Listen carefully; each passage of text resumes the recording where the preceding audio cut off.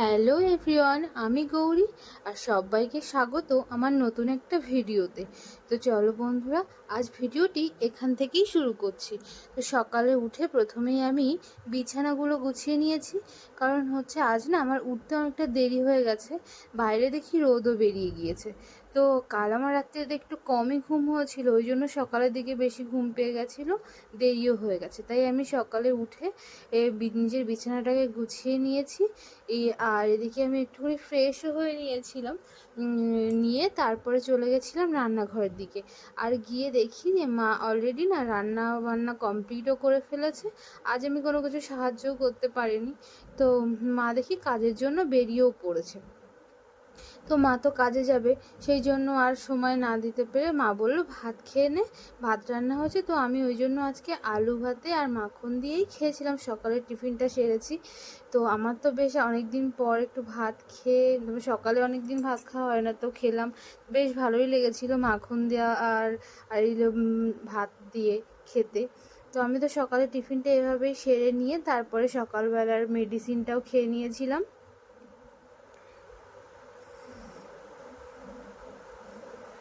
তো দেখো মাও চলে গিয়েছে, আমার সকালে টিফিনও করে নিয়েছি।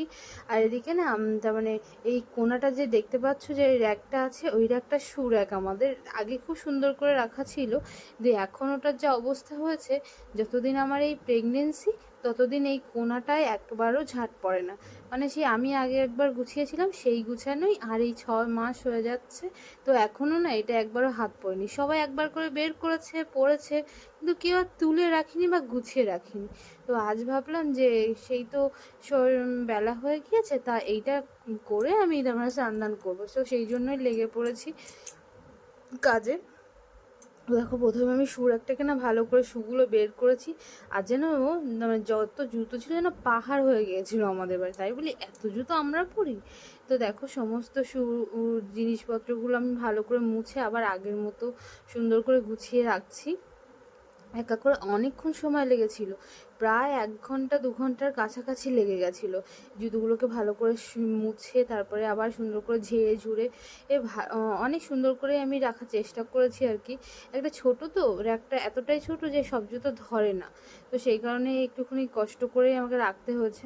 তো আমার সমস্ত জুতোগুলো গোছানোর পরে খাটে ওই কোনাটায় যে এগুলো ছিল সেই বস্তাগুলো, তার মানে যেগুলো একটুখানি রাখা যাবে সেগুলোকে আমি না খাটের তলায় ঢুকিয়ে দিয়েছি। তো দেখো এখন না গুছিয়ে টুছিয়ে এত নোংরা বেরিয়েছে, শুধু এইটুকুই পরিষ্কার করেছি তাতেই এত নোংরা।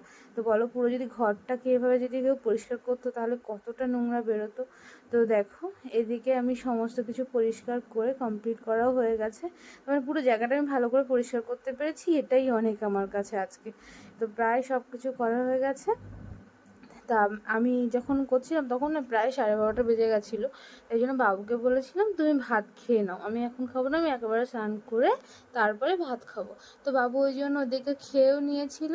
আর দেখো সব শেষে কত সুন্দর লাগছে, এইবার মনে হচ্ছে না যে হ্যাঁ এটা একটা সুরাক, আগে তো মনে হচ্ছিল পাহাড়। তো সমস্ত কিছু আমার এদিকে গোছানোও কমপ্লিট। তারপরে আমি না নিজে স্নান করে নিয়েছিলাম, নিয়ে আজকে একটুখানি ভালো করে সিঁদুর টিঁদুরও পরেছি। অন্যদিন তত একটা সিঁদুর টিঁদুর পরি না, মনে হলে পরি, কিন্তু আজ বৃহস্পতিবার তাই জন্য আর একদম না গাফিলতি করে সিঁদুর পরে নিয়েছি, একটু টিপ পরে নিয়েছি সিঁদুরের। তো তারপরেই আমি খেয়ে নিয়েছিলাম ভাত। আর এই দুপুরবেলা আজকে মা রান্না করে গেছিলো ওই যে একটা ঢ্যাঁড়স দিয়ে কী দিয়ে একটা তরকারি, আর এই মাছের ঝোল বেগুন দিয়ে। তো এটা দিয়ে আমি দুপুরবেলার লাঞ্চ কমপ্লিট করেছিলাম। লাঞ্চ কমপ্লিট করার পরে একটু রেস্টও নিয়ে নিয়েছিলাম।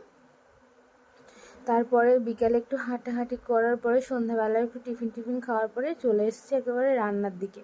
যেহেতু মা সকালে রান্না করেছিল আমি একটু হেল্প করতে পারিনি, তো এই জন্য মাকে বললাম তুমি একটু রেস্ট নাও, আমি এদিকে রান্নাটা চাপাচ্ছি। তেমন তো কিছুই না, তাই কুমড়োটা কেটে আজকে না কুমড়োর একটুখানি সেই রসা রসা বানাবো আর রুটি। তো মা বললো ঠিক আছে কর তাহলে যদি পারিস। তো আমি এদিকে চলে এসেছিলাম, এদিকে আমি কুমড়োটা কেটে তরকারিটা বসিয়ে দিয়েছি, আর তারপরে রুটিটা আটাটাকে না মেখে আর এই যে রুটি করার জন্য আমি একদম বসে গেছে, আমি নিচে বসে না রুটিটা বেলতে পারি না, যেহেতু নিচে একটুখানি বেশি তার মানে এ করে বেলতে হয়, সেই জন্য আমি এই টেবিলটার উপরেই বসে বসে বেলি। আর এদিকে দেখো আমার রাত্রে রান্নাও প্রায় কমপ্লিট। তারপরে আমি রুটিটাকে সেঁকে নিয়েছিলাম। তো তারপরে রুটি শাঁকা হয়ে গেলে আমি প্রায় খেয়েছিলাম ওই 9:30 10টার দিকে খেয়ে নিয়েছি। তো এইটাই ছিল আজকের ভিডিও। তোমাদের যদি এই ভিডিওটি ভালো লাগে অবশ্যই করে লাইক করো, কমেন্ট করো, আর বন্ধু হয়ে পাশে থেকো, আর আমার চ্যানেলটিকে সাবস্ক্রাইব করো। থ্যাংক ইউ সো মাচ সবাইকে। সবাই অনেক ভালো থেকো, অনেক সুস্থ থেকো। দেখা হচ্ছে অন্য একটা ভিডিওতে।